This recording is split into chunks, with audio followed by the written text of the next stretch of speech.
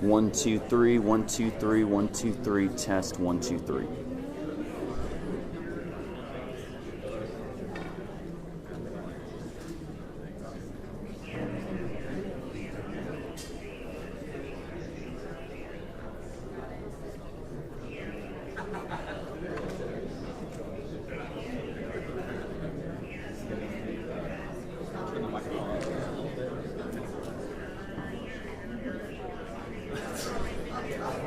Turn the microphone up just a little bit.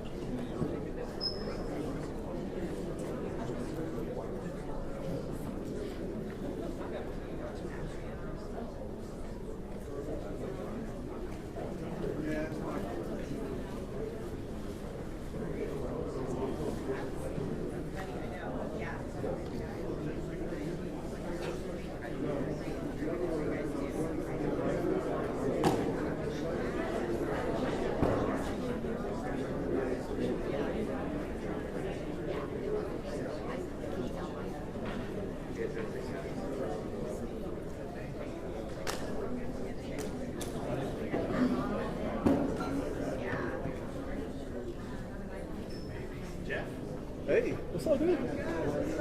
Hey, what's going on, man? Hey, live.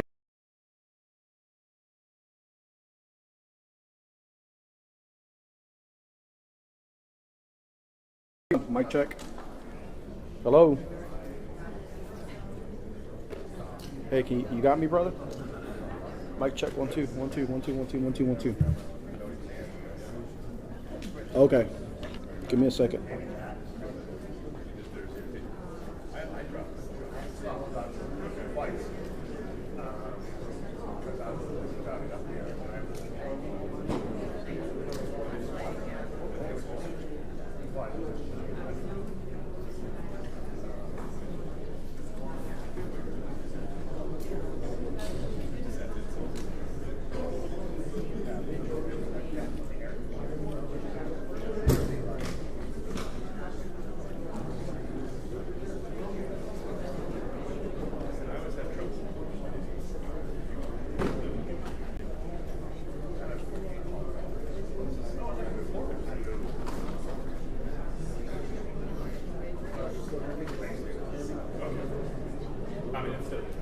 Hello.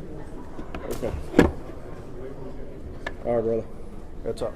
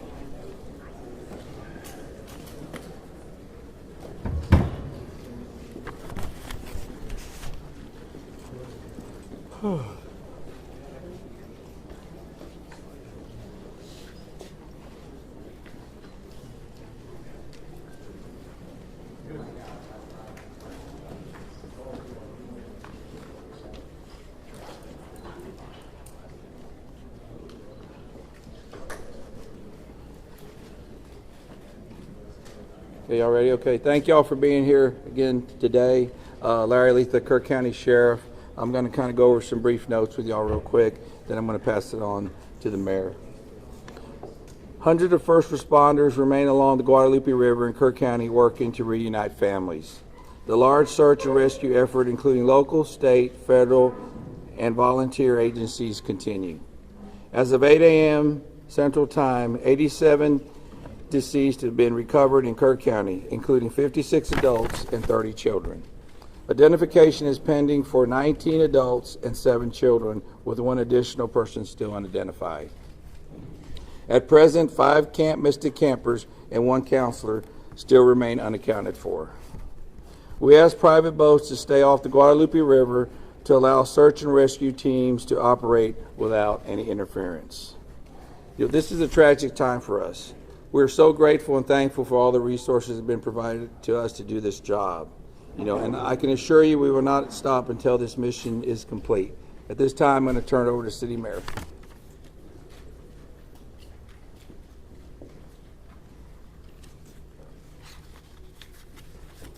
Thank you for being here. I'm Joe Herring Jr. I'm Mayor of the City of Kirville.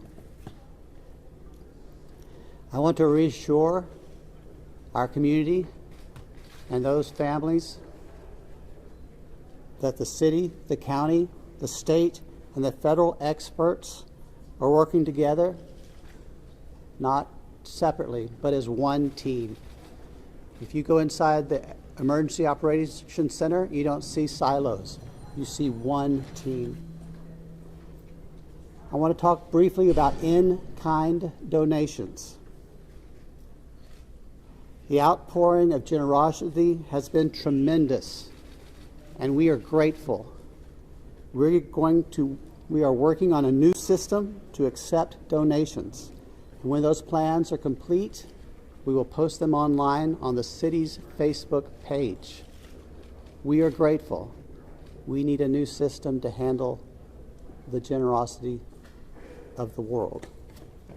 Financial donations can still go to communityfoundation.net.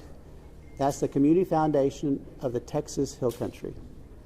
Again, we are grateful for the generosity of the world. Over and over, I've asked you to pray. It occurred to me that I haven't asked you for what to pray specifically. Please pray for those who mourn, for those who wait, and for those who help. Now I'd like to call on Lieutenant Colonel Ben Baker.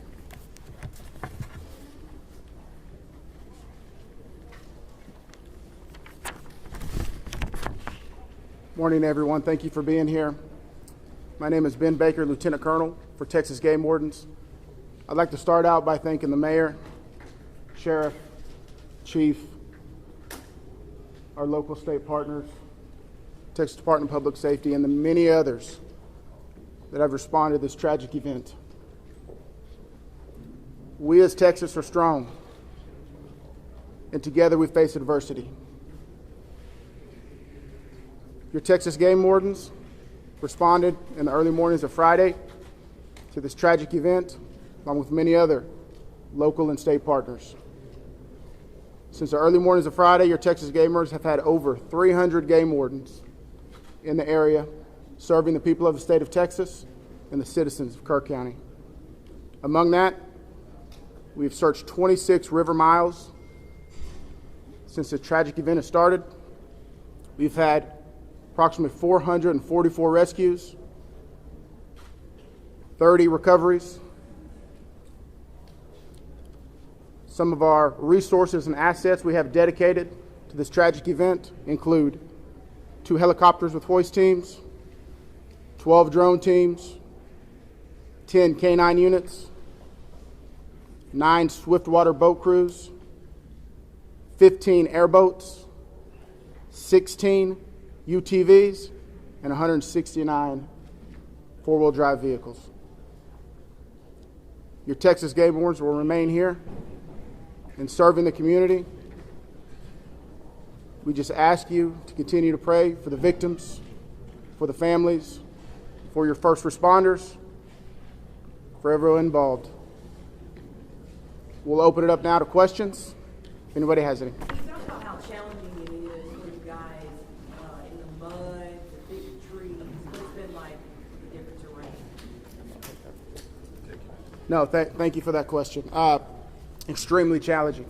You know, we've got, of course, your Texas game wardens out there, your local, your state partners, Texas Task Force 1. We've got the National Forest Service out there.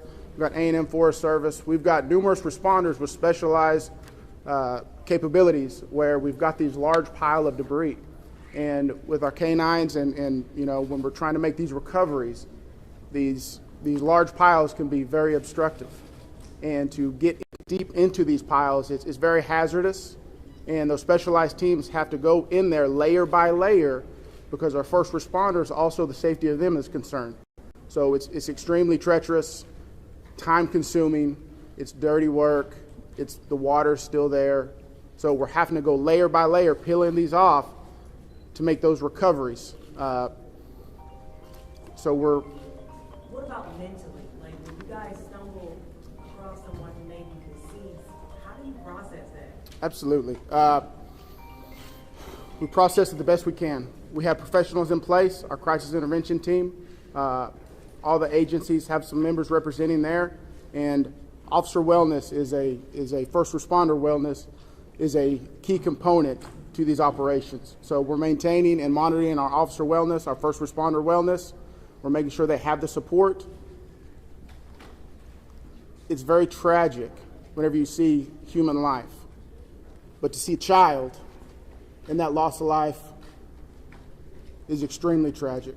More rain is expected to come down west of us, and eventually it's going to get down to Guadalupe River. Is that going to put a halt to the searches? And if not, how are you going to change the trajectory of the search and rescue operations?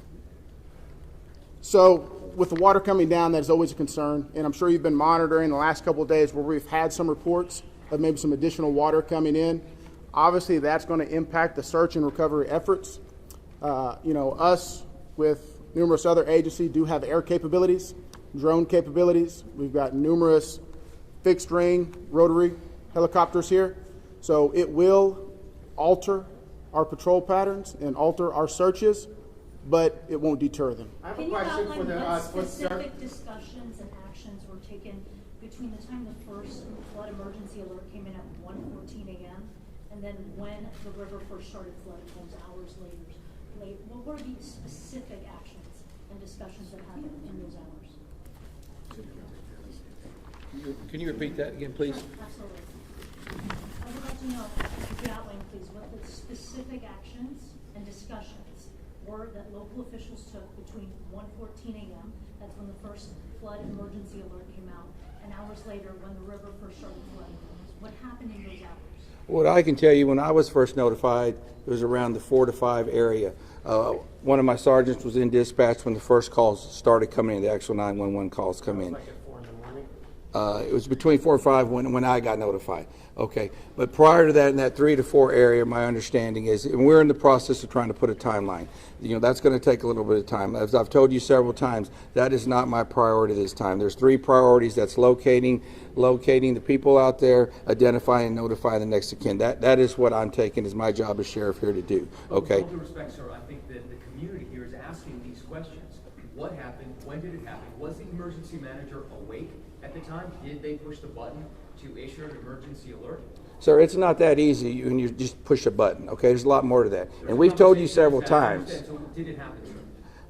I can't tell you at this time, You okay? can't tell me if the emergency manager of the county actually issued an emergency alert. Okay, Sheriff, who Shimon, is just give me a second. Emergency Answer the question. Operations Center? Who Let him runs answer the question. the Emergency I'll come back to you. I ain't going nowhere. Appreciate it. Who runs the Emergency Operations Center?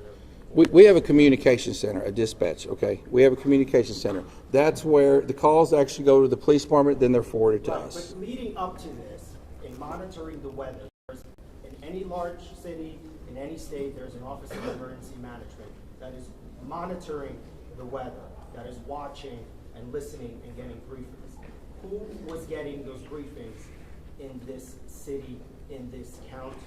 Who was receiving that information, and who would have ultimately made the decision to evacuate hearing what was coming in from the weather service and other people. Okay, what we would have done when we get notified, okay, I'm gonna tell you. You're not emergency management though, right? The sheriff's not EOC. No, there is no, Who is I meant EOC? as the city, yeah. help me there. So we understand you have many questions. Right. Hang on. No, I understand, but you're not gonna answer the question because that's up to the city manager and the mayor to answer those Correct. questions. County emergency. We understand That's you the have judge. many Mayor is the questions. judge. The judge is not here. We understand that. But right now, this team up here is focused on bringing people understand that too, home. but there are a number That's of our focus. questions that are All those leading up to questions this. will be answered, but the priority right now It seems like you're is ducking bringing the- people home. We totally understand that, and we value the incredible work that is being done by those first responders. We're seeing them out there muddy and sweaty and grinding it out day after day. But your community is asking these questions. And we will get answers.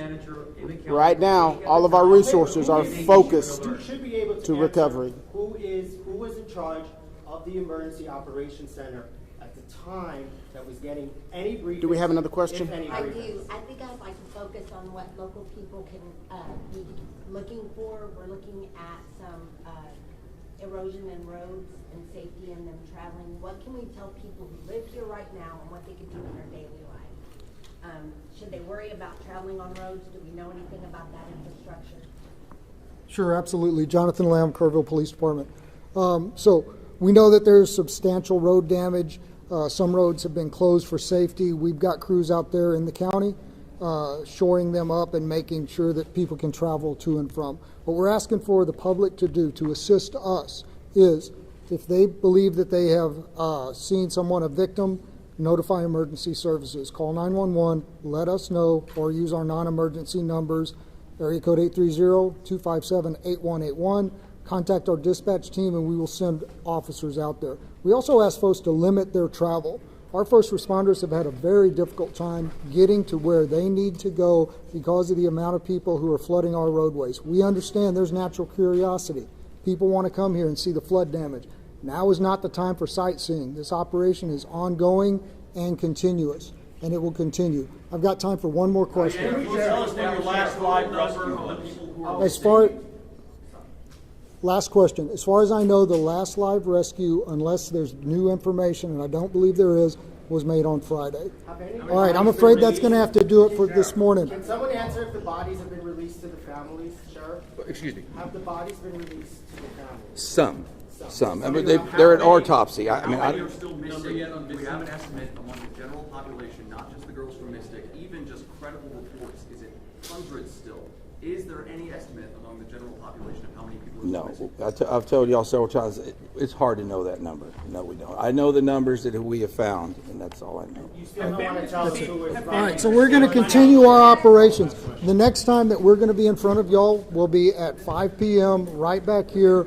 If there is a critical update, again, we'll provide that information to you through the contact list that you have provided to us. Thank y'all. We appreciate it.